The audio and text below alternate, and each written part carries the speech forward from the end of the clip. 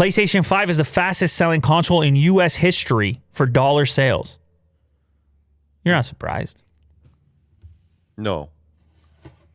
I mean, it's probably because of the bots, right? The MPD Group released its monthly report covering best-selling consoles, video games, and more for February 2021 in the U.S.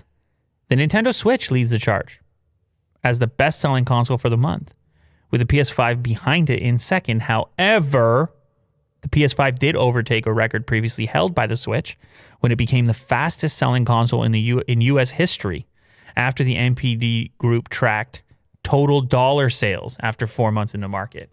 Total dollar. A Switch is not as much money. Total dollar. How about the Switch, though? Hanging in there. Yeah. Moving units.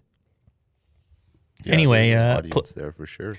Once you adjust for dollar value, though, it's kind of tricky because do you adjust for inflation? Because obviously earlier units, if we're talking about, I don't know, Game Boy or Super Nintendo or whatever else, or even the early PlayStations, they would have been a lot less because prices in general would have been a lot less back then. So let's see if they reference that. February 2021 consumer spending across video game hardware, content, and accessories reached a February record, $4.6 billion, which is 35% higher compared to a year ago.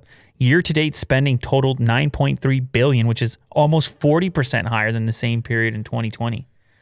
So people, I mean, we know this. The video game, just staying at home. Video game industry just flying right now.